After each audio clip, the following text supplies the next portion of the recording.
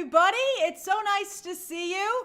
To everybody in California, I hope that you're staying safe.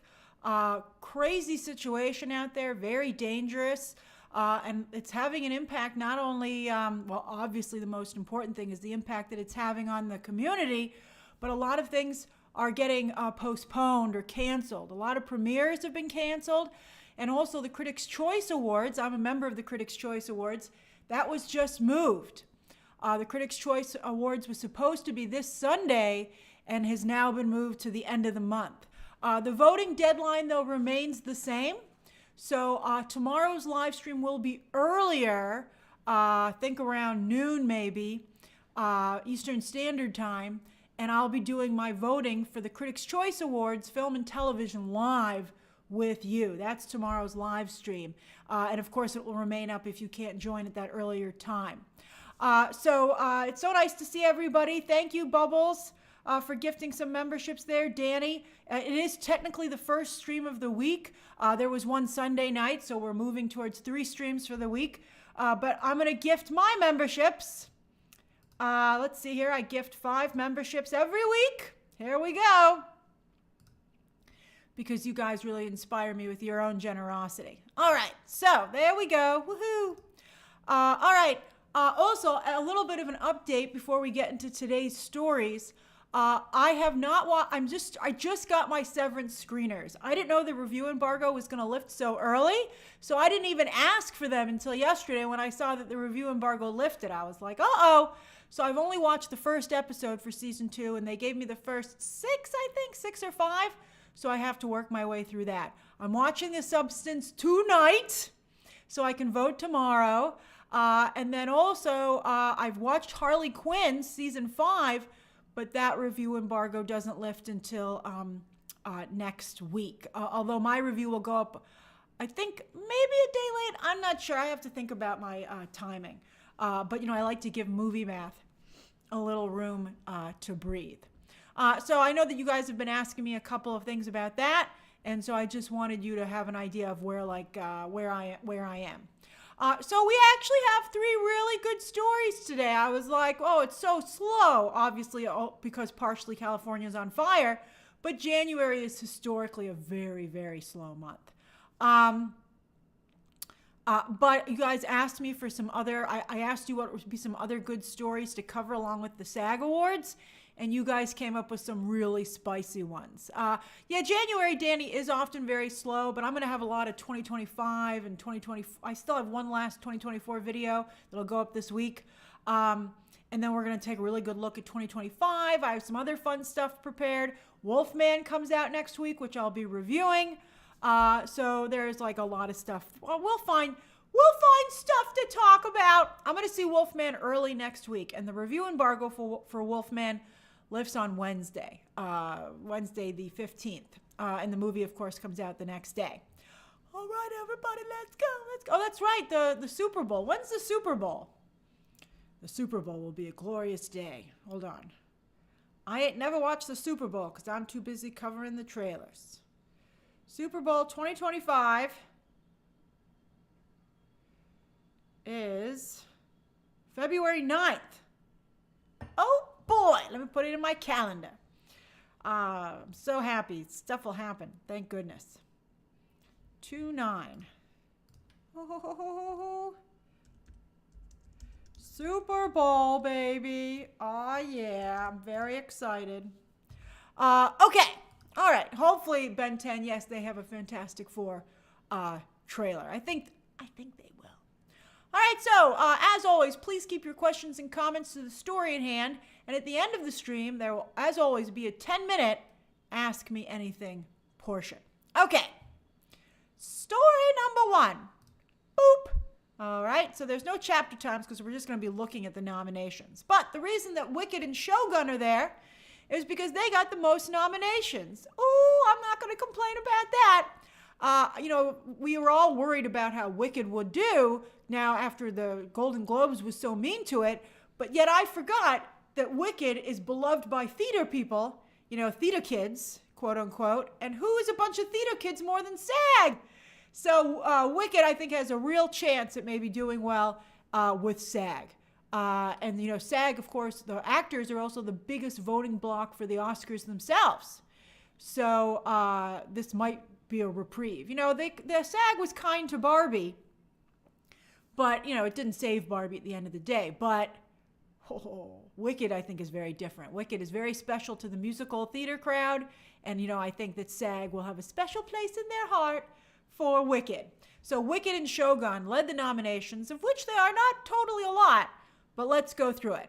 All right, so SAG nominations. They're a little weird. So let me get my arrow. Where's me arrow? There it is. R. Okay. Ta-da! All right, so we start off with male actor in a leading role for film. They do film and TV. It's pretty, Adrian Brody for The Brutalist. They list the roles here because it's very actory. That's right, Sophia. Sebastian Stan won't be doing an upset here because he didn't even get nominated. So Adrian Brody, who of course won the Golden Globe for drama, Timothy Chalamet, Daniel Craig, Coleman Domingo, and Ralph Fiennes. A24 pointing out that they have 3 of the 5 nominations. They had a very nice tweet about that, congratulating their leading men. Adrian Brody for The Brutalist, Daniel Craig for Queer, and Coleman Domingo for Sing Sing. Those are all A24 films. I think it's pretty clearly going to be Adrian Brody. I mean, I would love it if 2025 was a year of upsets. I personally think Timothy Chalamet delivers the best performance in the group, with Ralph Fiennes right behind him. I'm not upset about an Adrian Brody win because I think he's really very strong in The Brutalist as well. All right, so next up, so those are the best actor, best actress in a leading role. So we've got Pamela Anderson. Boy, SAG really liked The Last Showgirl. Wait till you see supporting. Last Showgirl is a great movie. Great's maybe a little bit of a strong word, but it's a really good film with some great acting in it in particular. I think Pamela Anderson deserves these. People are pointing out that you got Pamela Anderson and Demi Moore in this category, which is pretty incredible. Cynthia Erivo for Wicked, Carlos Sofia Gascon for Amelia Perez, and that's a very interesting nomination because that's a trans actress, and then also Mickey Madison for Honora. I don't know if I'll be honest with you. I mean, Demi Moore's speech was incredible, but I don't know if she's going to win. We'll see. I mean, I have to watch it tonight. Her speech was lovely, although no Nicole Kidman. Nicole Kidman actually totally shut out. I'm watching The Substance tonight, Jeremiah, so I can vote tomorrow for the Critics' Choice. I'd like to see Cynthia Erivo take it, to be honest with you. That's right, Angelina Jolie also snubbed, as well as Kate Winslet. I like it when there's only 5 nominees. Thank you. I mean, I don't like this everybody gets nominated BS. But I think this is pretty wide open. I think it's between Cynthia Erivo, Carla Sofia Gascon, and Demi Moore. I think that Pamela Anderson and Mikey Madison are just, it's very nice of them to be nominated. All right. The next category is a male actor in a supporting role. Jonathan Bailey. Oh my goodness. How nice is that for him? That's incredible that Jonathan Bailey got nominated. Nobody else has given him a nod. So that just shows that's a signal of how much SAG likes Wicked. They were like, we love him.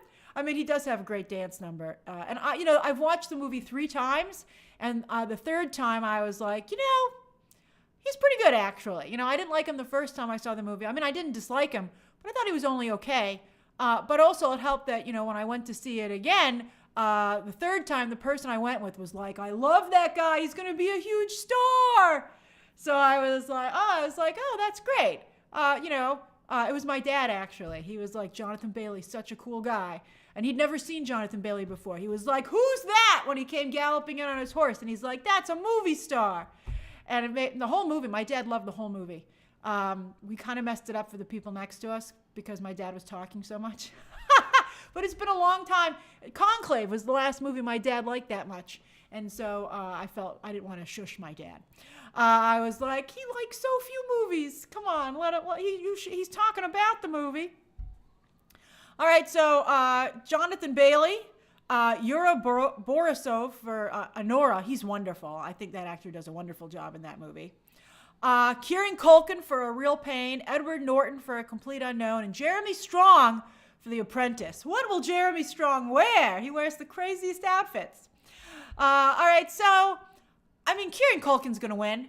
I think it's a little bit boring, and I've said before that I think Kieran Culkin is just doing a Zach Galifianakis impersonation.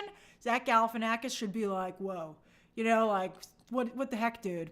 For those of you who don't understand the single white female reference, there was a movie that came out with Bridget Fonda, and I forget who the other actress was, but she single white femaled her, and she became her. It was all about Eve, but like a sleazy horror version of it. And she moved in with her, and she just Jennifer Jason Leigh. Thank you, Mika. Just totally copied her in every single way, you know, and tried to take over her life. So that's where the reference comes from. All right, so Kieran Culkin's probably going to win. I think that's super boring, and I don't think he deserves it, to be honest with you. I like Kieran Culkin. He was one of my favorite characters on Succession. Him and the whole cast was great. Him and Tom were my faves. But, you know, still, I think I would prefer Edward Norton or Jeremy Strong, to be honest with you. I think Jeremy Strong, I actually, you know, I told you I watched The Apprentice after it got so many Golden Globe nominations, and I was like, you know, I think The Apprentice was a brutal but very fair film, and I actually thought it made me respect both Jeremy Strong and Sebastian Stan a lot more as actors for the work that they did there. I thought they were very fair in their performances, playing very, very difficult, complex characters. iHeartMovie says, don't eat while watching The Substance. I'm going to have I can't take breaks. I'm watching this. I'm watching it like a movie. I fully expect to be totally grossed out. But, you know, what am I going to do?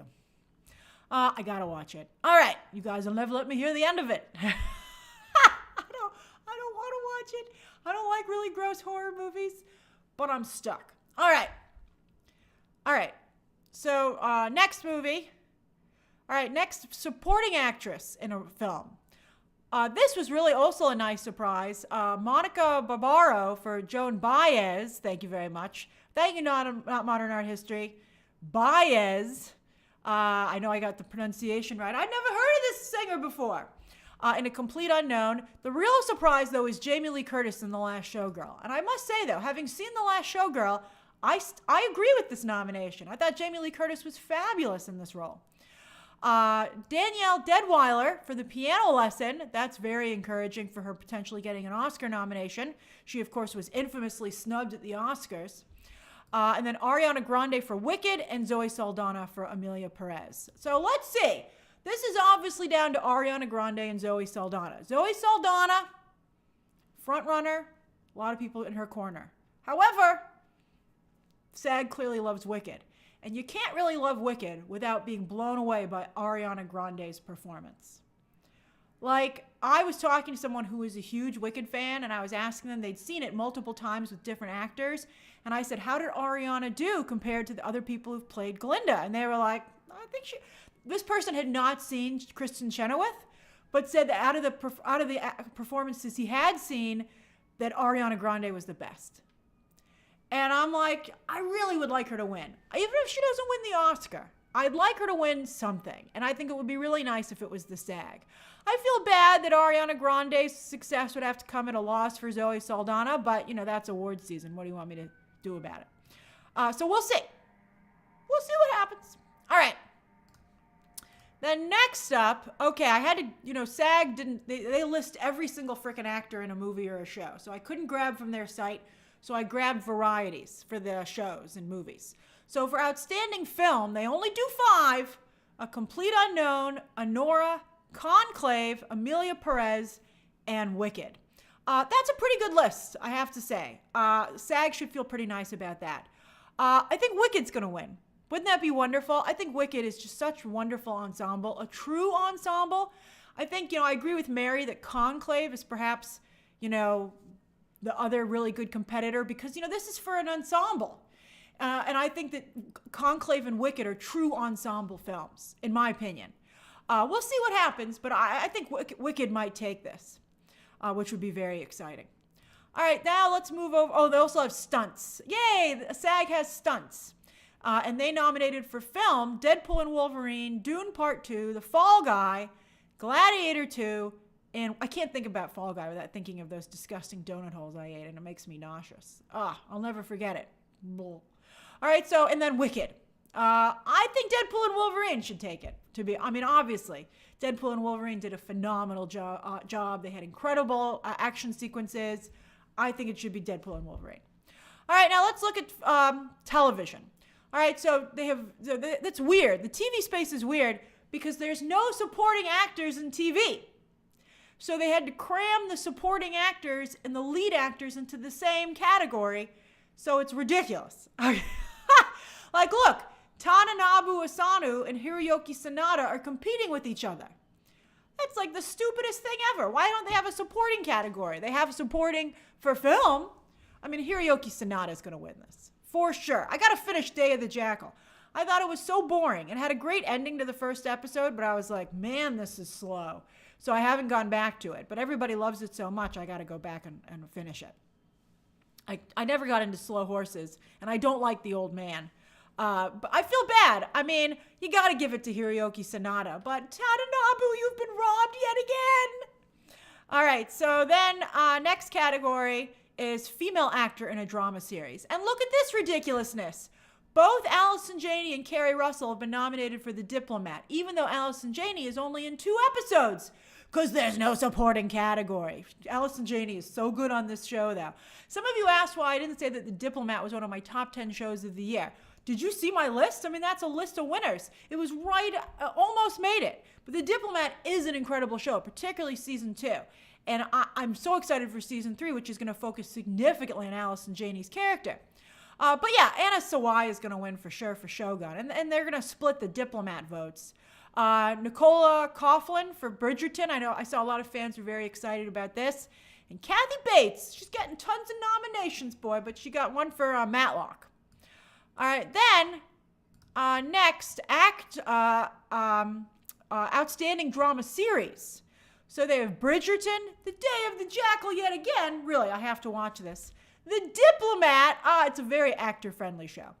Shogun, and then Slow Horses. It's going to be Shogun, obviously. But if it wasn't Shogun, I'd really kind of like it to be The Diplomat, to be honest with you. I don't watch I haven't watched the other 3, so that's really influencing my opinion. But it's going to be Shogun. It's going to be Shogun. Although The Diplomat's really good. I hope that while it's slow right now, you go watch The Diplomat. You can even jump in on season 2. I think you should watch season 1 because it was great, but it's a really good show. All right? I told you about Interview with the Vampire. I didn't lead you wrong there. The Diplomat is a really incredible piece of television. All right. Then next up, actor in a comedy series. So you've got Adam Brody for Nobody Wants This, Ted Danson for A Man on the Inside, Harrison Ford for Shrinking. He must be really good in season 2. Only Martin Short for Only Murders in the Building. No Steve Martin, which I actually agree with. Maybe that'll help Martin Short because they'll stop dividing the vote. I know the Bear's there. Jeremy Allen White. If he wins, I'm going to throw up in my mouth. It should be Martin Short. Martin Short gets no attention. The whole cast is incredible for Only Murders in the Building, but I think Martin Short's role has the most nuance, and I think has shown a side of him that we've never seen before. Steve Martin has done some dramatic roles in the past, but I've never seen Martin Short kind of have the range that he does. Thank you, Lisa. Thank you for believing in my recommendation since Invincible. That really means a lot to me. But yeah, Martin Short, I really hope that he wins this. And if actors don't love Martin Short, nobody else does. All right, then he was so good on SNL just right before the holidays. Then female actress in a comedy series. Kristen Bell for Nobody Wants This. I really liked Nobody Wants This. Very good show. I wouldn't give it any awards. I think the nominations are enough. Quinta Brunson for Abbott Elementary. Obviously an icon already. But they've already, Quinta Brunson and Jean Smart. They've already gotten their awards. Same for Ayo Edebiri for The Bear. Liza Colon Zayas, she got the Emmy. Maybe she wants a set. Maybe she wants some bookends. A SAG award and an Emmy. That'd be pretty nice. I guess I'd give it to her. Jean Smart. I love Jean Smart. I love Quinta Brunson. I love Kristen Bell. I love Ayo Edebiri, by the way. But they've already got their awards. Let's give one more to Liza. Let's give her a little bit more recognition. All right, then, Best Comedy Series. All the usual suspects. Abbott Elementary, The Bear, Hacks, Only Murders in the Building, and so that's an incredible coup for Shrinking to be in this category. I don't think Shrinking is as good. Bye, Adam Sphere. Thanks for rejoining. I would like it to go to Only Murders, because again, I don't think Only Murders doesn't get enough respect. I thought season 4 ended up being sort of weak, but it was still a lot of fun. It's a great show. It's very unique.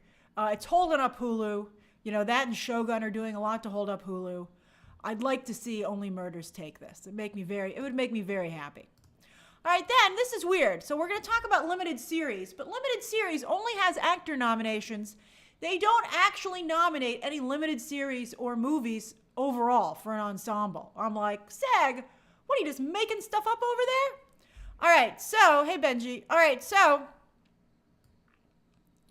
I'm not sure, Michaela, when Hack Season 4 comes out, they're only filming it right now. Look at this ridiculousness. Javier Bardem got nominated over either of the two Menendez brothers' sons' actors.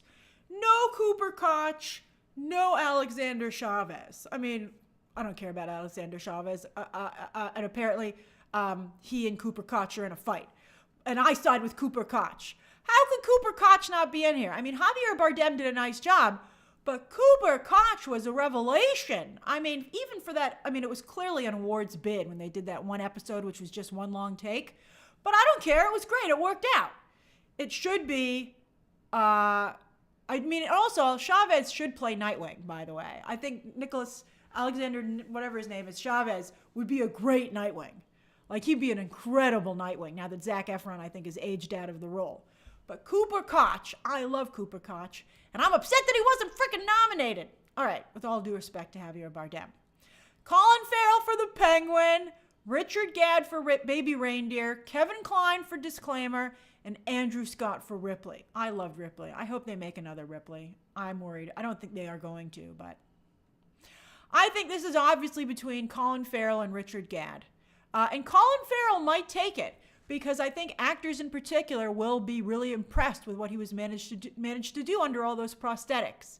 I mean, it was an incredible, incredible performance. And I think it is very strong. I think that he has a very good chance of winning. And I think Baby Reindeer, everybody feels it already got its flowers. All right, then the last category. Oh, no, it's two more. All right, then Best Actress in a Television Movie or Limited Series. Kathy Bates again for The Great Lillian Hall, which I've never even heard of. Kate Blanchett for Disclaimer. Jodie Foster for True Detective Night Country. Lily Gladstone for Under the Bridge. Jessica Gunning for Baby Reindeer. And Kristen Milioti for The Penguin. I'm very happy for Kristen Milioti, but she ain't going to win. This is also, once more, Baby Reindeer versus True Detective in this case. I think that, you know, again, it's really a lead and a supporting actress, for some reason stuck in the same category. I agree with Dallas. I think it's going to be Jodie Foster. I think that Jessica Gunning already got a lot of awards, and I think, oh, that's right, Sofia Vergara got snubbed, Jamie. But yeah, I thought Jodie was that good, Britt. I thought Jodie Foster was incredible on this show. So was her co-star, who did not get nominated here because there just wasn't the space. But Jodie Foster was incredible. Incredible. Ben says, Jodie already got the Golden Globe. Give it to Kristen. Kristen will continue to work after this. Kristen Milioti is going to line up some great work because this is a really big break in her career. Oh, thank you, Sophia. That's right, Callie Reese. All right, then there's one last category, and that's stunts on television. That's The Boys, Fallout, House of the Dragon, The Penguin, and Shogun. I think you got to go to The Boys. I mean, they got people flying. They have incredible, crazy stuff going on. I think it should be The Boys. I mean, we'll see what happens, but that's the stunt category.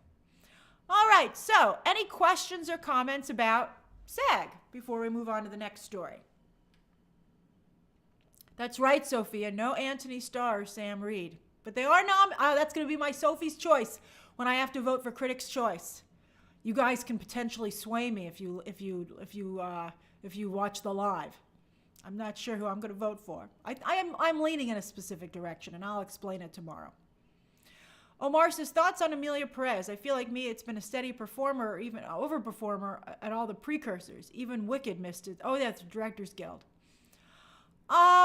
Yeah, well, Greta Gerwig didn't get any respect for directing Barbie. I think Amelia Perez, it wasn't my favorite. I saw most of the movie.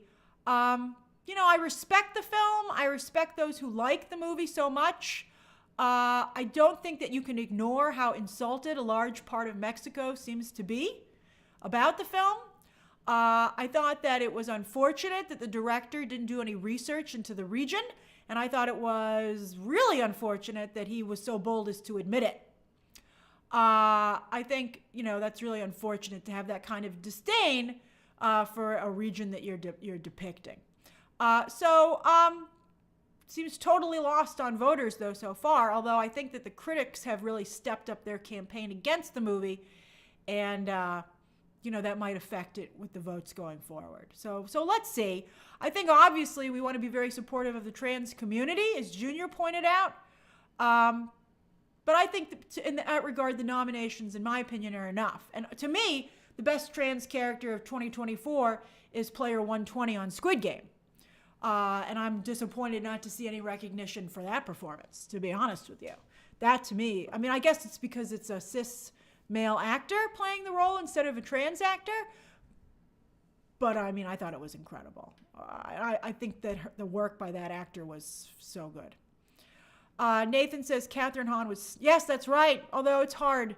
It's really hard. Oh, that's right, Baby Reindeer. That's right, Mika. Baby Reindeer has very strong trans representation.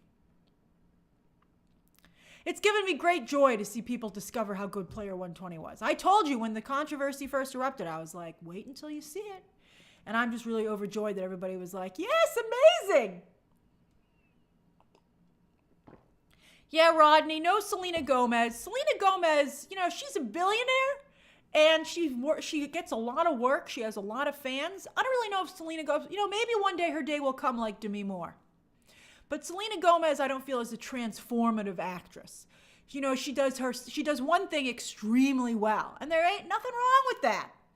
That's actually how you become a star, because you're consistent. But I don't really know if Lisa, Selena Gomez has like a lot of businesses. And so just like Rihanna, actors make their real money from their businesses. That's why they all start up side businesses. And I think like Courtney Cox makes a lot of money, just like Jeremy Renner does from flipping houses. I love Selena Gomez. I think she's so likable. I think she brings a lot to the performances that she does, but I wouldn't really call her like an actor,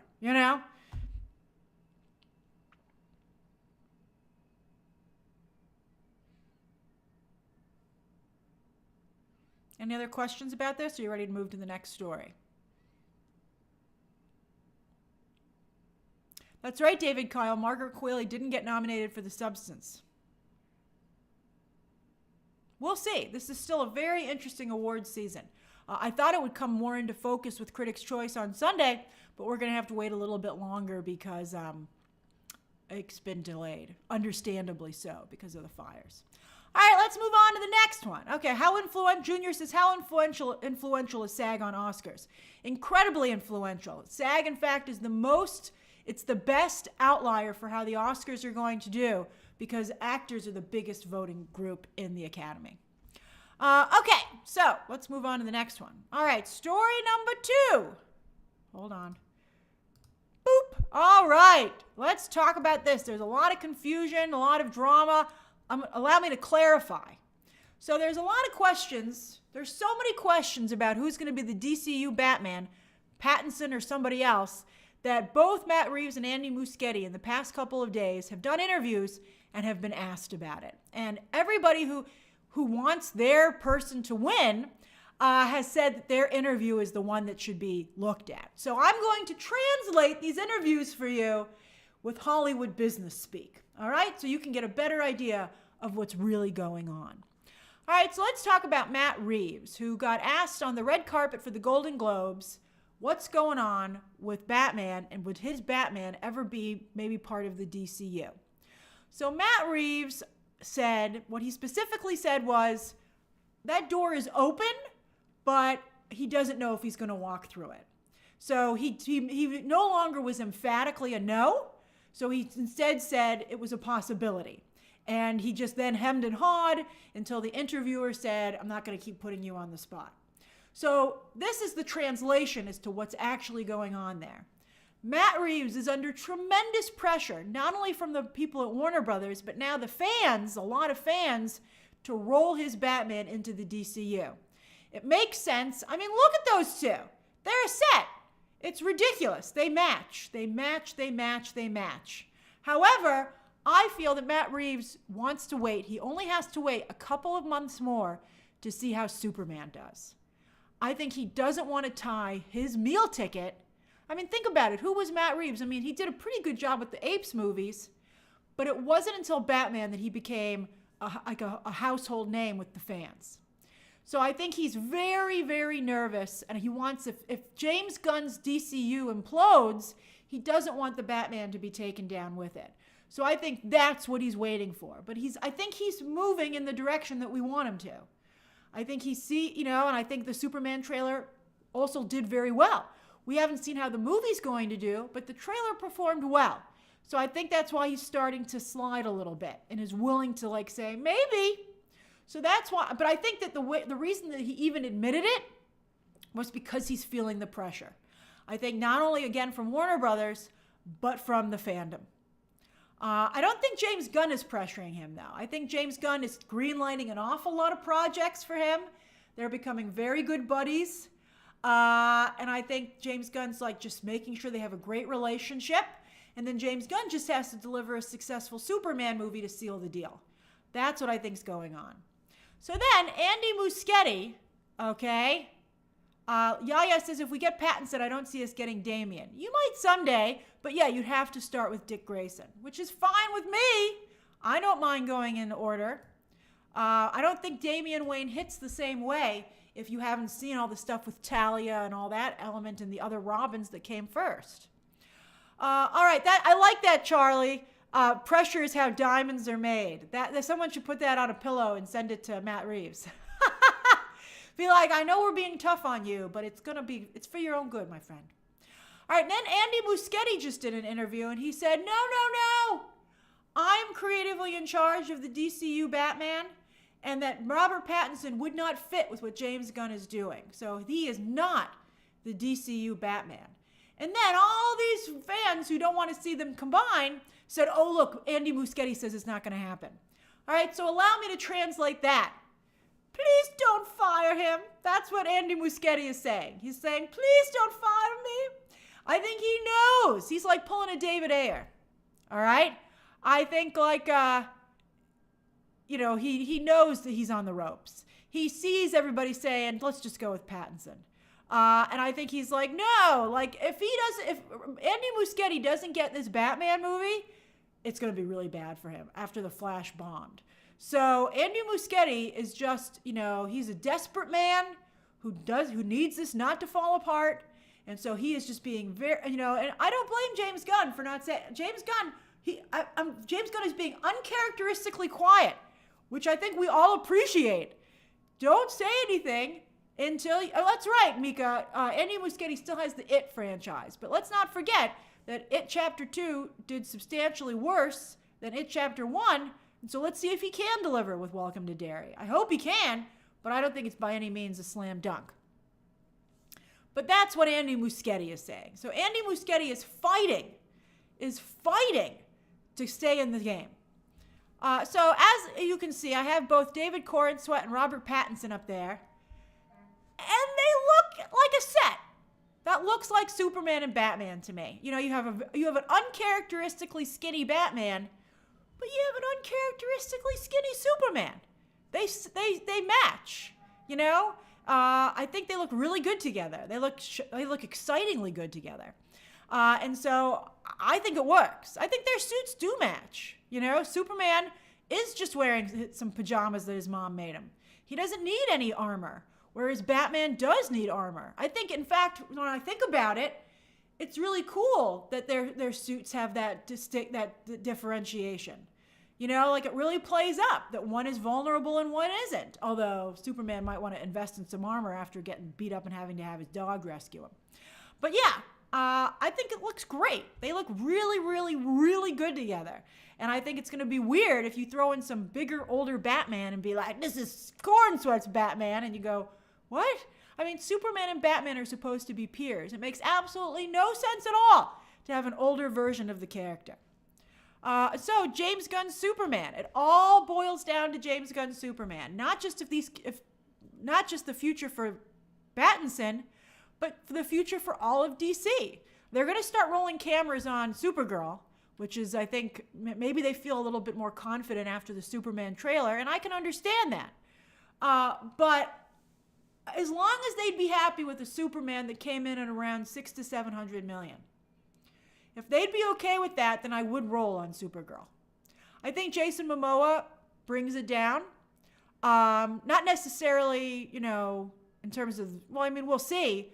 But I think, DC has always had a lot of cachet, and that's something that they kind of lost. But it's one of the interesting things that they always had that kind of differentiated them from Marvel. Like Marvel movies were fun, but DC movies were a little bit more serious and therefore I think taken a little bit more seriously. And I think that I worry about Gunn being able to hold on to that. But let's see how his Superman does. It's all going to boil down to James Gunn's Superman. There's so much riding on that movie, and we're going to get our answer in less than a year. So I think that's very interesting. So we'll see what happens. All right, any questions? So that's what I think's happening. Just to reiterate, Matt Reeves is feeling the pressure, but he's going to wait and to see how Superman does. And then as for Andy Muschietti, I think that he's totally just making stuff up, although I don't know what James Gunn is telling him privately. James Gunn tells people what they want to hear, as we remember from when he first started the merger and was telling everybody he wasn't going to fire them, and then he did. But Andy Muschietti, I wish somebody would say, Andy Muschietti, I hope you understand, like, you're on the verge of being fired. Or your project falling apart. I vote for putting Pattinson in there. I think it's ridiculous to have two Batmans. I think it's ridiculous. I mean, the DC audience is fractured enough as it is. Timothy says, would this affect the dynamic duo movie? It's so far away, 2028. That's just ridiculous. I would cancel the dynamic duo movie, although that is also Matt Reeves produced. I would cancel that film. I think it's ridiculous. I think having Robins in a different context makes no sense. It's not what anybody wants to see. We've waited forever for Robin. I really think that we've waited so long we deserve to get Robin right. Tillman says, I hope they even out the tones of each hero. Batman is like a rainy day and Superman is all sunshine. But they are like that. I mean, they're supposed to be that way. That's what the famous Jim Lee comic book covers show. And I think their respective movies very much epitomize that. I, in fact, think bringing Robert Pattinson and Matt Reeves' Batman over to the DCU strengthens James Gunn's Superman. And I think, by balancing out James Gunn's weaknesses, it makes me feel better about the whole thing. I would feel better about James Gunn's Superman if I knew that Matt Reeves' Pattinson was his Batman.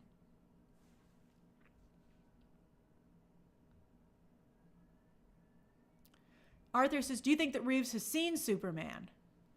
That's a very interesting question. I don't know. Matt Reeves is dealing with a lot of personal drama, which I think, be very kind to Matt Reeves. You do not know, and I've only heard hints of what's going on in his personal life, and it's very serious. So, I don't know if he has time to watch the Superman movie. My guess is that he hasn't. I don't know. Let's see. I don't know. I don't know if he's watched it or not. Let's see here. You guys want a poll? All right, I'll do a poll. Should Pattinson join the DCU? Yes? No. All right. There you go. Anyone can vote in a poll, by the way. Anyone who's watching can vote in a poll. Danny says general audiences would be very confused. I agree. You can't have two Batmans. It's stupid. Let's see here. Jose says, I have a feeling that Superman will achieve box office numbers similar to Wicked. That's a great comparison. And I would agree with you on that. Because I think there's going to be a small group that loves it so much and sees it so many times.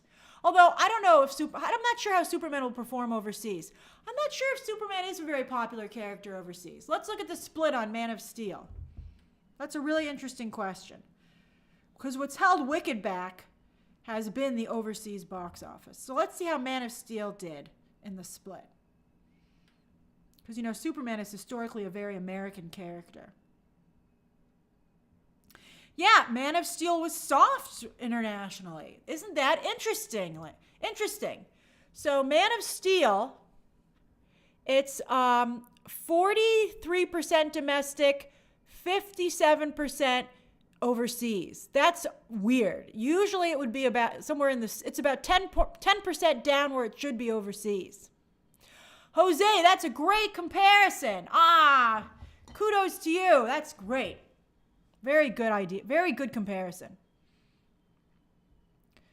Leroy says, doesn't DC need to do more individual movies to set it apart from Marvel? DC characters are more singular than Marvel. I think it's a tonal issue. To me, I mean, when you go to the comic book store and you look at the DC side of the comics versus the Marvel side of the comics when they're on the shelf, to me, they always look very different. I mean, I guess there's always the Green Lantern, but I mean, what I like about the upcoming Green Lantern series on HBO is that it's so dark. To me, DC is dark. I know that some DC fans don't like that, but I think that's how general audiences look at it. DC is more darker and sophisticated, and Marvel's lighter and more fun. And, you know, look at the DC movies that have done so well. Dark Knight, Joker. You know, that's what I think people like from those movies. Although, of course, the first Superman movie did very well. Although I think the first Superman movie with Christopher Reeves is more sophisticated than Marvel content. I mean, when you look back at it, it's a very, very good film. J-Lo, that's the whole point, that they have different color palettes. It's perfect. It's perfect.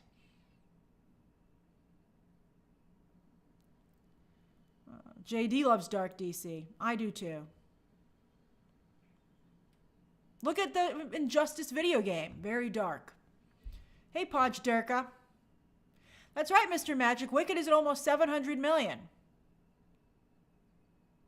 Sophia says Latinos love Superman. Oh, you know, you learn something every day. I think a lot of people like Superman. I just don't know how many do.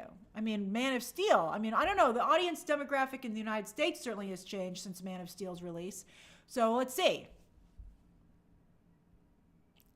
I mean, they picked a very white Superman. He's definitely not, you know, there's no room for interpretation there.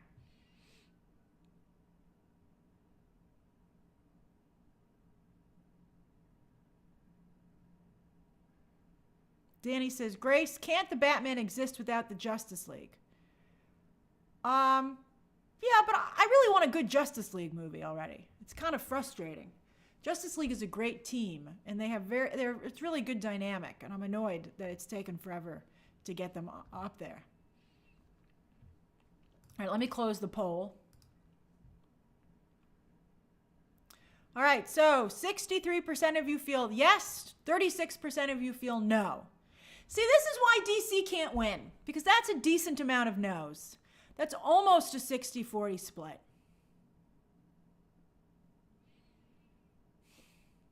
This is why DC will always have a problem, and that's that the audience is so divided. And both of us on both sides feel so strongly about what we want to see happen. You know, I'm not like, I'd prefer for it to be Pattinson, but I could go either way. I'm like, no, anything else is stupid. And those of you who don't want to see him join think it's stupid for him to join. And I understand where we're all coming from. And it's a very particular problem for DC because it's been around for so long. They're a victim in some ways of their own success for so long until recently. And I think that is in some ways the curse of DC, that the audience is so fractured that you'll never get everybody on the same page. It's really, I don't know how they're going to fix it, to be honest with you. Sebastian says, what is up with Matt Reeves? It's Matt Reeves' own personal business and no one's business but his to share. It's too personal to discuss.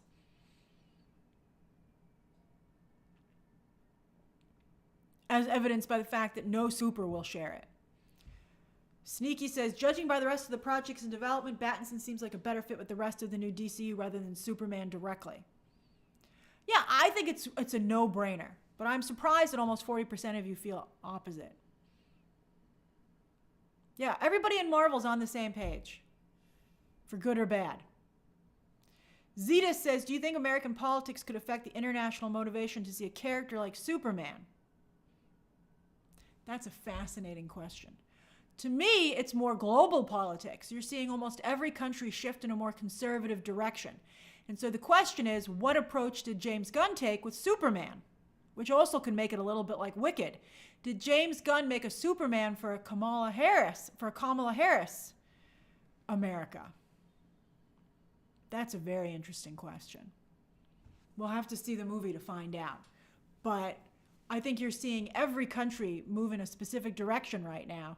It didn't hurt Wicked, but it did, I think, keep Wicked at a certain level. I think that comparison that was made of Wicked and Superman's box office was very, very, very good. And Sophia says both these actors would fit with Aaron Pierre as Jon Stewart Green Lantern. They would! I mean, we're getting ourselves an amazing Justice League here. Let's just do it. It's so stupid.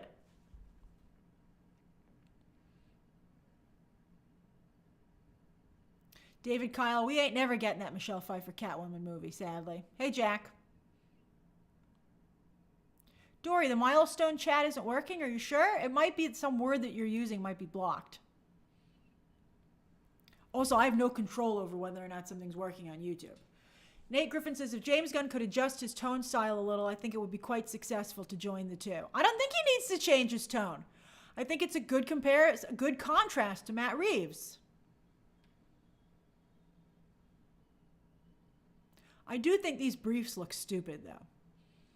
Like these big shorts, they're way too big. I mean, I guess it's a tough call, but I'm surprised that once they saw it, they weren't like, let's get rid of those.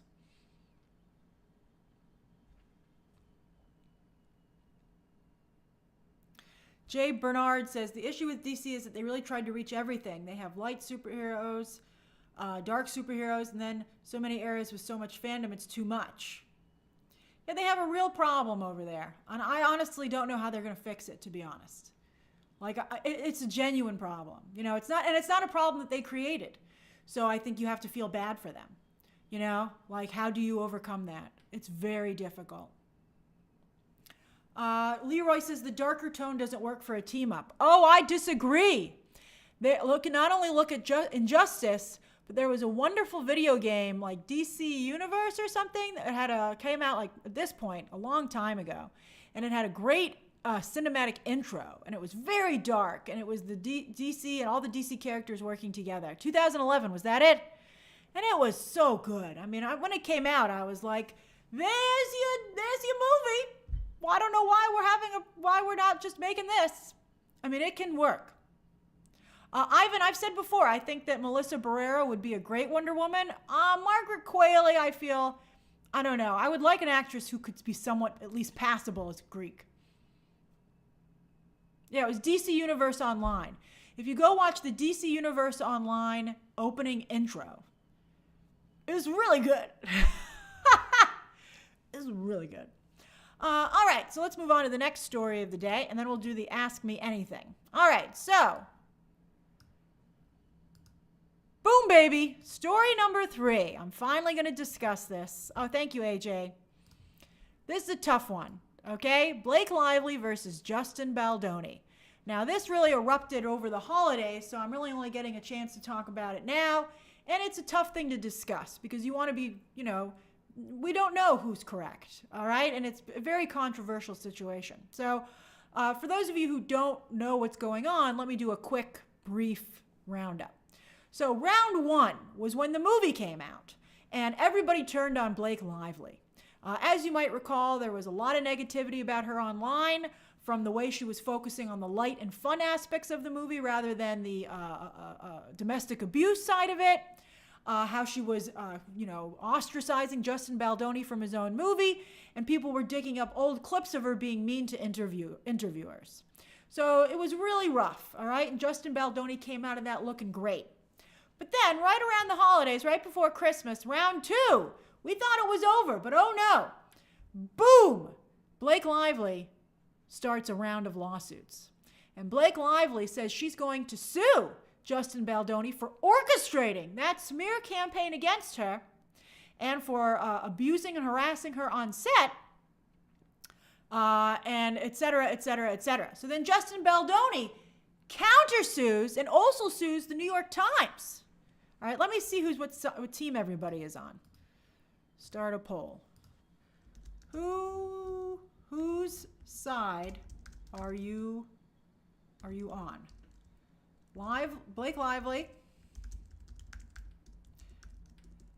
Justin Baldoni, and then not sure. Okay. By the way, again, anyone who's watching can vote in a poll. So he countersues. He sues the New York Times for slander, for reporting that Blake Lively's lawsuit and putting it in a context that it was correct. You know, there was no room for question in the New York Times story. And then he says that Blake Lively and Ryan Reynolds, let's get Ryan Reynolds in here. Oh, poor Ryan Reynolds. He thought he was having a great 2024. Justin Baldoni says they harassed him and they got him kicked out of his agency. I believe it's William Morris. And so that's his countersuit. So the perspectives are Blake Lively feels this is the Blake Lively perspective of her and her supporters. She feels that she was just doing her job. Justin Baldoni is a kooky guy who's involved in some cult religion who harassed her on set. Then, when she tried to advocate for herself and her husband tried to support her and save the movie, which they feel they did because Justin Baldoni doesn't have a lot of experience, Justin Baldoni orchestrated a smear campaign against her, causing significant damage to her reputation. So that's her and her supporters' perspective. As for Justin Baldoni, he feels that he found himself finally a great book to adapt, and he invited Blake Lively and Ryan Reynolds to be a part of his film. Before he could blink, Blake Lively, he feels, and Ryan Reynolds took over his project because they knew it had so much potential, wrestled it away from him, made unfair accusations against him, got him kicked out of his agency, and now he doesn't have a career. So both of these two people feel they don't have a career anymore, and it's the other person's fault. All right, so that's the two perspectives. All right, so let's talk about lawsuits in Hollywood. People rarely sue in Hollywood, and when they do, it's usually through their attorneys. You remember when Scarlett Johansson sued Disney, that was considered pretty shocking, and she never really, I think she made one public statement, but she didn't make a big deal about it in the press. It was done very quietly, and it was settled very quietly. So, lawsuits are not usually good for anyone, and they're very expensive, and it's just a disaster. A good example of this is Johnny Depp versus Amber Heard. Johnny Depp versus Amber Heard was an equally divisive case where both sides and their supporters felt that they were in the right and the other side was in the wrong, and they could not be wavered. In fact, they had two different hearings, one in the UK and one in the United States. Heard won overseas, Johnny Depp won in the United States. So both sides feel vindicated. And it actually, at the end of the day, destroyed both their careers. Now, I think that the reason you're seeing these lawsuits is that both of them, Blake Lively and Justin Baldoni, do feel that they have no futures, or at least that there are significant damage has been done to both of their reputations. So they are suing to try to repair that damage, which is a little similar to the Depp versus Heard situation. Although maybe I think that if I were either of their publicists, I would say, perhaps instead of going over this again and again and again, perhaps, every new moment is a moment to change how you're perceived. And maybe they should have, just worked on presenting better things moving forward, because the Depp versus Heard thing just created a situation and you had to relive all the horribleness instead of, people like to forget. People like to move on. People prefer to have a positive situation. So these lawsuits are going to just keep causing both of them and their fans and the industry to relive these situations. For instance, one instance is a good example, is that there was a scene in the film where Justin Baldoni had to pick up Blake Lively, who had recently had a child. He asked her how much she weighed before the scene.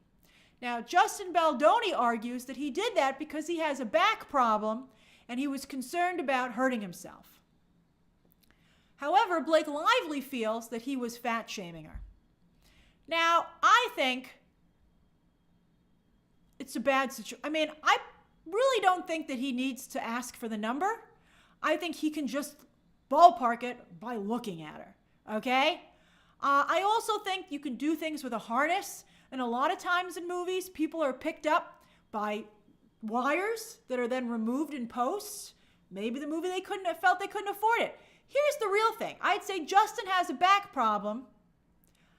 I don't know if he needs to pick anybody up. I don't think there was a single scene in the movie, I saw it, okay, where I was like, if he didn't pick her up, this scene would be ruined. I'd be like, he doesn't have to pick her up, and this whole thing could have been avoided.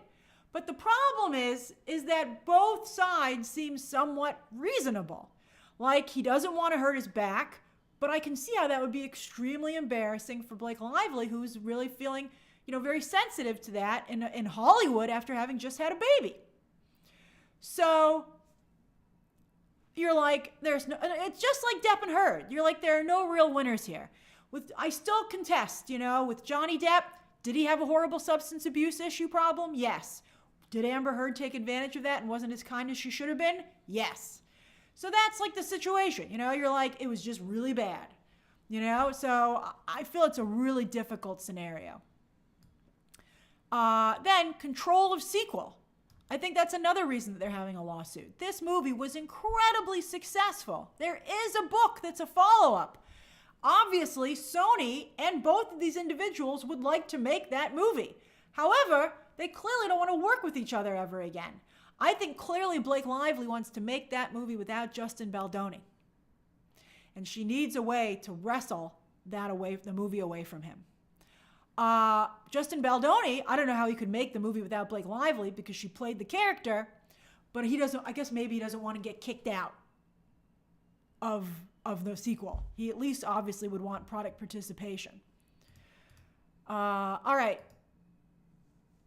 And also, he's the actor. He's the lead. How could you get rid of either one of them? Whose side are you on? 37% of you are not sure. 35% of you are on Justin Baldoni's side. And Blake Lively comes in last, but not too far behind at 26%. It's hard to be a woman. As a woman, I will say, in these situations, it's difficult. But the very fact, I've spoken to people in the industry, and they are very much on Blake. Well, actually, that's not true. When the movie first was coming out, they were like, Justin Baldoni's in a weird cult religion. But then, after the movie came out, I was speaking to the same people, and they felt asking the question about the weight, considering he had a back issue, was reasonable. I've seen the people I've spoken to in the industry have been able to argue both sides. And it's just a very complex situation. Also, while the whole cast is supporting Blake Lively, some people who support Justin Baldoni are pointing out that maybe that's because Blake Lively and Ryan Reynolds Blake Lively through Ryan Reynolds is so powerful in Hollywood. So, they're worried, who are they going to side with? They want to work again. So it's a very bad situation. And I honestly don't know if either one of them is going to be able to get what they want out of it. Then, of course, there's poor Ryan Reynolds. Ryan Reynolds is like, why am I in it? He's been accused of doing some pretty tough stuff, although in defense of his wife, I think you have to imagine that that's obviously an emotional component to how any way that he might have behaved, although we can't so far prove any of it. I just feel that this was supposed to be a great year for him with Deadpool and Wolverine, and now he finds himself in a really complicated scenario where he's made to look really bad. I was doing a search for a picture of them in Google, and one of the things that came up was about that plantation wedding that they had. They thought they'd cleared that. But, when something like this happens, people are like, oh, yeah, remember that? And, it's just really a difficult situation. Emily says, now I'm just quoting Emily. I'm not aware of this. Emily says that Blake Lively, that the texts that she released were edited and Justin Baldoni released the texts unedited. Yeah, that doesn't look great.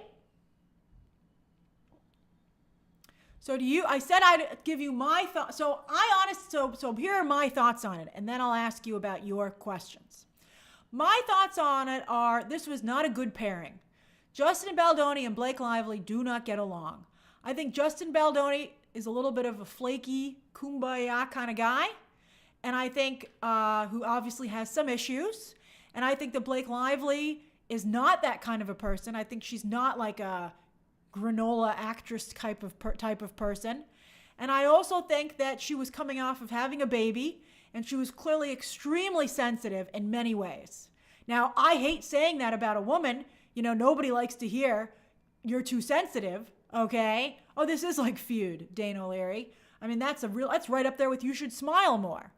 But I do think that, you know, you have to think that, you know, sometimes, you know, I think that's a good life advice for men and women to like really think about where the other person is coming from and don't always look at things through your own perspective. That's something that has helped me in my own personal life. So I feel like it was just a really bad pairing at a really bad time. I think the timing was off, and I think the pairing was off. I think they should both be happy. They made such a successful movie, and I feel it's unfortunate that they allowed these things to take that success away from them and to put a cloud over it, because I think it would have really helped both of their careers. And also, you know, was there no intimacy coordinator? I really feel there should be intimacy coordinators on set, not only to help people out in terms of doing the scene, but to have the receipts and to be a neutral third party in case there's any problems later on. Just like you always want your lawyer there. Sometimes you're like, I don't need a lawyer. You need a lawyer, okay? You know, that's interesting, Dane, that you talk, you know, I think, you know, there's that interview where Blake Lively said that to that interviewer about, you know, the interviewer said, oh, congrats on your baby, and it made Blake Lively very sensitive. I think if anything, it shows that Blake Lively has a long history of maybe being sensitive in a really, really image-based Hollywood about maybe, you know, I think you should cut her some slack on that. Hollywood's very difficult in that regard, you know? I'm not saying Blake Lively handled it well, but I do think, you know, that, you know, look how great Blake Lively looks. She looks incredible. But, you know, there are some people in Hollywood who would not agree with that because they have look, people are obviously overdosing on Ozempic over there and getting beyond the level that they should. It's just tough. So it's really, really a difficult scenario. And so I would say it's very unfortunate what happened. And I think that this lawsuit, I really don't think at the end of the day, it's going to help either one of them. I fear that it will become another Johnny Depp and Amber Heard situation. And and neither one of them has yet to recover from that. All right, does anybody have any questions or comments here? Heather says that, frankly, she can't wait to see what happens in court if it gets to court. Oh, it'll get to court. Neither one of them is going to settle because they're both just so angry. Thank you, Emmanuel. And I think emotions are running high. Hopefully their attorneys will do their job. Oh, there was an intimacy coordinator, says Amy, but what, Blake Lively wouldn't meet with the intimacy coordinator? How is that possible? How could you have an intimacy coordinator on set and not interact with that individual? Carrie says, including the Justin Baldoni-like character in Deadpool. Oh, I saw that today. I don't know if Nice Pool was making fun of Justin Baldoni. I think that's a funny narrative I think people like to get behind, but I don't know if it's true. I think you have to be really careful in these situations because we don't know who's correct. And I think like many situations, you know what? It's probably a little bit of truth in both sides. You know, I think there's probably a little bit of truth on both sides. See, Silver Scale says Baldoni's acting like an abuser. Tina says you did a great job discussing this tricky situation. Thanks. I'm glad you guys like the way my hair looked. I'm always, I got my stylist did something a little different, and so I've been trying to figure out how to do it. But thank you very much.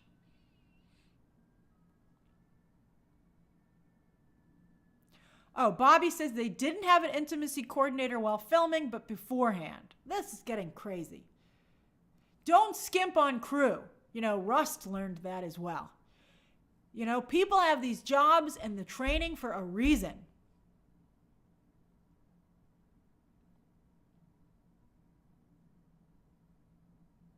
Gustavo says, what do you think about Blake taking over the movie and demanding her own cut?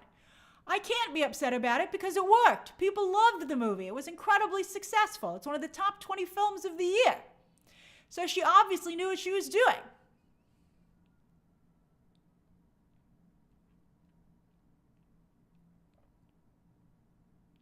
I don't think you could recast any of these roles. Good night, Cat Shack.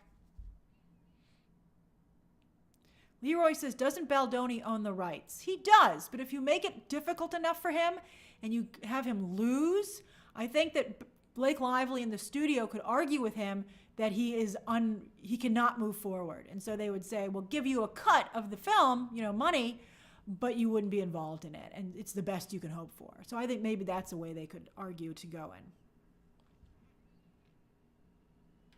Apollo says, Megan Twohy and Mike McIntyre wrote the New York Times article. Why would they risk their reputation? You never know. I mean, in the moment, they might have felt that they were right. Maybe they were right, but you got to be really careful. I mean, the New York Times, if you saw the movie about the Harvey Weinstein situation, the New York Times really crosses their T's and dots their I's. So they have a legal department. So Justin Baldoni might be suing them, but I think clearly the New York Times feels comfortable with the article or they never would have allowed it to be published. And the New York Times is the ones who sued because they're ultimately the ones responsible. I mean, like Twohy and McIntyre don't have $250 million, but the New York Times arguably could.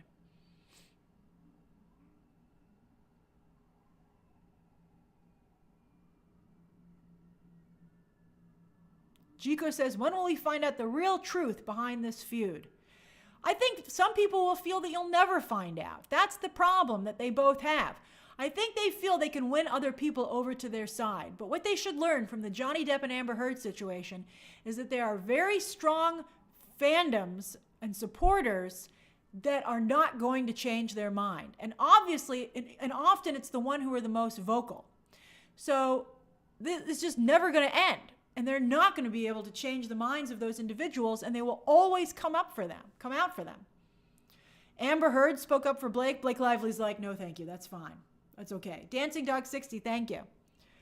Topher says, it's just hard for me to believe that the guy who wrote Man Enough and has that podcast is secretly an abuser. I guess you just never know. It's very hard to decide, you just don't know. That's why we have courts. But I mean, I don't know, that's one of the interesting things I liked about the Menendez brothers miniseries is that, you just didn't know. You didn't know for sure. I mean, there are obviously witnesses on set, but, then Justin Baldoni's side is arguing that because Ryan Reynolds and Blake Lively are so powerful that they're skewing their stories.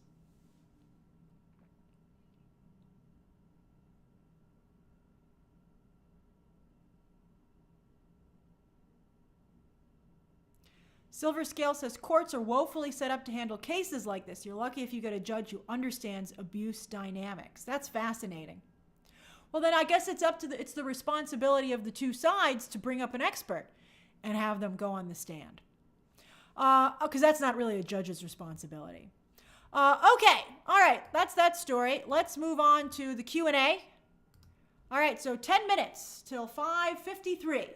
What are your questions and comments about anything?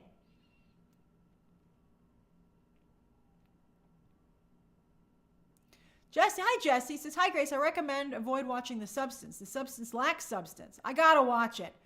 It's interesting to hear your criticism, but I got to watch it at this point. Hey, Sue says, hey, Grace, I was just wondering if you were going to make a video about the Hulu and Fubu merger story. I don't know. Does anybody use them for cable? I mean, I'll have to see. I'll have to see how it develops. Right now, I don't really feel there's enough of a story there. Let's see here. Miss Dorian, I haven't heard anything about Black Panther recasting. Let's see here. Chico says, what would it mean if Ariana wins Best Supporting Actress? Is there a chance then for her to win the Oscar? I think it's an outside chance, but it would still give her a chance. If Zoe Saldana wins Critics' Choice and SAG, it's over. Mary, I'm not going to talk about the Severance until I watch the first 5 episodes. But thank you for asking. Rob says, hi, Grace. Robert Eggers to save Blade, if not Batman. I don't know. I think that Blade is not prestigious. I mean, Blade is like a lot of fun, but I don't think Robert Eggers is a good choice for Blade. I want someone who is a little bit more modern in their approach for Blade. I really like what the current video game is doing with the character. I would like an approach like that. I think setting Blade in Paris is brilliant.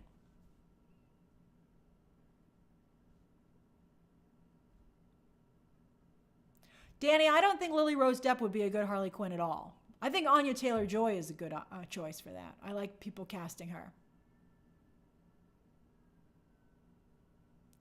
Wanda's attorney says, Grace, how are you feeling about Cap 4 about a month out from release?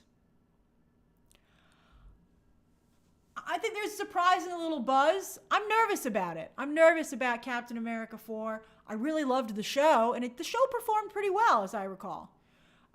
We'll see how it does. Let's see here. Zeke says, Grace, do you think Superman will be another Wonder Woman 1984? No, I do not. I think some people will really love it. Much more than really liked 1984. I recognize 1984's flaws. I enjoyed it, but I didn't love it. Although it did make me cry, as many of you like to bring up whenever I say I don't love the movie. I can cry at a scene, even though I didn't love the movie. Jordan says, Cynthia Erivo came out saying she wants to play Storm as her next role. Yeah, we've talked about that. I guess it depends on the age range that they're going for with the characters. I like Cynthia Erivo, and Wicked did quite well. Dancing Dog 60 says the Lupin directors for Blade. That's a great choice. That's a very strong choice. Somebody else said Fede Alvarez, but I think the Lupin choice is pretty good. I want to reiterate, I want to clarify, I think Captain America 4 looks really good, but I don't know how broad it looks in terms of appeal.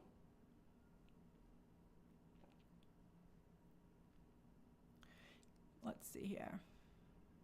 Jose says, what about Monica Barbaro playing Diana Prince or Wonder Woman? Jose, you're on fire today. She'd be good casting as well. CT says, Matt Reeves' Batman contrasts with James Gunn's vision too much. I don't think so. Reeves is realistic and James Gunn's looks like very intense cosplayers role-playing. Oh, that's hilarious. I don't know. I mean, again, it depends how big of a Superman fan you are and what kind of Superman you want. I always think Superman's a little bit on the lame side, so I mean, it works for me when you contrast it with Matt Reeves. I think it works. I mean, I'm sorry, I think it works.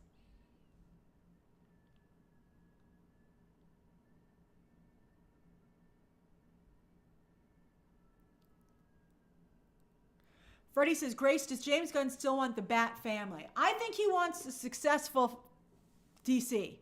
And I think people really loved what Matt Reeves did. Ben 10 says, Jonathan Bailey is Nightcrawler. Yeah, I mean, well, you can't just recast all of Wicked as the X-Men. Although, could they? I mean, it would certainly fit with the people who are fans like myself of X-Men, right? We love Wicked, we love X-Men. But it depends on the age range they're going for. I mean, if the Sadie Sink rumors are to be believed, he's going with, young adults. Kyle says, Grace, I'm so happy you enjoyed your rewatch of the Harry Potter series. Yeah, I'm thinking of making a video about it since so many of you asked. Zeke says, Grace, I really am not liking Nicholas Hoult as Lex Luthor. He just looks like an awful parody of Luthor. Well, what's weird to me is that he looks so much like Jesse Eisenberg's version of the character, and people were so mean about that. But yet they're accepting of pretty much a very similar take. I mean, I guess at least here he's bald, but it seems very similar. Rob, while I have seen Sunset Boulevard, that famous film noir, that's an incredible film noir. I'm not a big Barbara Stanwyck fan, but that's an incredible movie that everybody should see. Ben 10, I agree. I would let Ryan Coogler cast Storm as well. Oh, look, Melise loves Jonathan Bailey as Nightcrawler as well.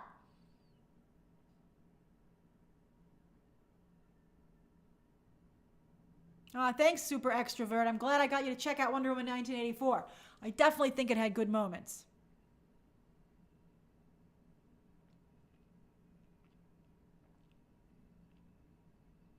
Sophia, I didn't watch the Fantastic Four Marvel Rivals trailer, but I am impressed with how much attention they're getting. And I'm surprised at how much people are like really, into particularly Sue and Reed. It'll be interesting to see if the MCU can capture that interest.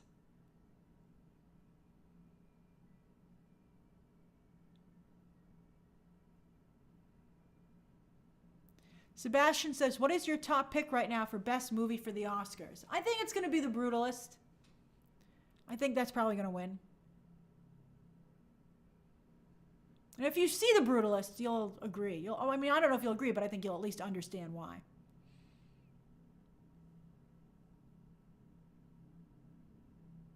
Lexi, I'm glad you're enjoying Marvel Rivals as well. I've seen that it's doing very well on streaming, with people playing it. I mean, it's a very popular game.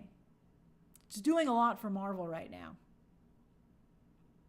Peter says, when do you think The Brutalist will go wider?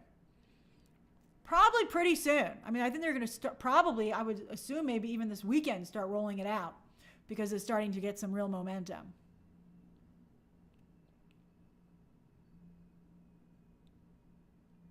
Eddie says, not sure if it's up your alley, but the Sunset Boulevard revival on Broadway right now is incredible. Oh, that's interesting. I saw the Glenn Close one, which I thought was, everyone in my family hated it, but I could see where that's both my blessing and my curse when I'm reviewing stuff. I could see where they were coming from, and I liked aspects of it.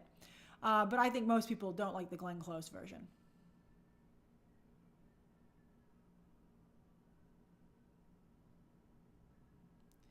Chico says, any dinner plans tonight? Yes, I'm going to get some. I bought some kind of Southwest chicken salad. So I have that or turkey chili. I'll decide what to go with.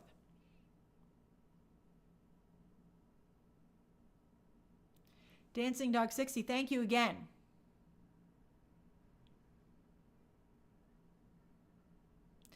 Leroy says, was it hard for you to focus on this as your primary career? It's tough to be an entrepreneur, and I think it's particularly it's always difficult, but always difficult in different ways, but also rewarding. But, it was very hard to get the channel started, and as I've discussed before, my comic book writing supplemented my income when I started out, and I had to get the channel to a place, and it takes years where I could, live off the channel. And now today, if I have an off day or I'm feeling down and I don't make a video, I lose money.